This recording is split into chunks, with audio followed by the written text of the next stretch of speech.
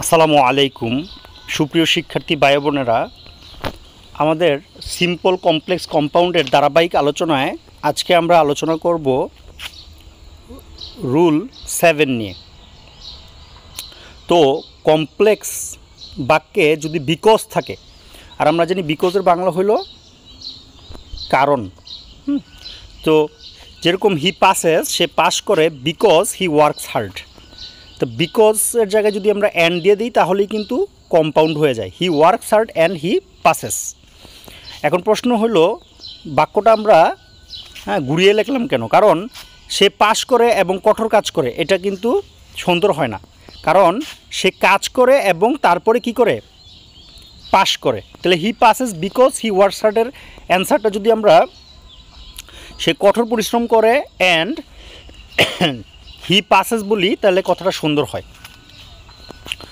Next, simple করতে গেলে কি করব? যে he passes because he works hard, তাহলে হি পাসেস বিকজ অফ কিসের কারণে?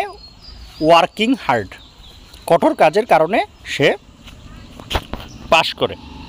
আচ্ছা, যদি কোশ্চেনটা আরেকভাবে হইতে পারে, ওইভাবে আসে, তাহলে যে যেমন হি পাসেস, সে পাস করে বিকজ এভরিওয়ান হেল্পস হিম। এখানে সাবজেক্ট দুইটা ভিন্ন, একটা হি আর একটা হলো এভরিওয়ান।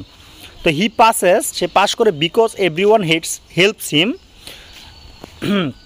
এটার অ্যান্সার ওই কম্পাউন্ডে আমরা মাঝখানে অ্যান্ডই দিব, যে everyone helps him and he passes. আমরা যদি বলি she passes and everyone helps him, এটার থেকে ভালো হয়, কারণ কথাটা তখন হয় না। কারণ সে পাস করে, মানে এখন কেন পাস করে? Everyone helps him and he passes, সবাই তাকে সাহায্য করে এবং সে পাস করে। আর সিম্পলে হি পাসেস বিকজ অফ কিসের কারণে? বিকজ অফ এভরিওয়ান হেল্পিং হিম। আগের বাক্যে কিন্তু আমরা সাবজেক্ট এক থাকার কারণে বিকজের পরে ডাইরেক্ট ভার্বের সাথে আইএনজি দিতে পারছি, কিন্তু এখানে সাবজেক্ট ভিন্ন হওয়ার কারণে বিকজ অফের পরে প্রত্যেকের সাহায্যের কারণে এটা বইলা দিতে হবে। তো এই ছিল আজকের বিকজ মানে রুল 7 সম্পর্কিত আলোচনা। সবার জন্য শুভকামনা। Thanks for watching.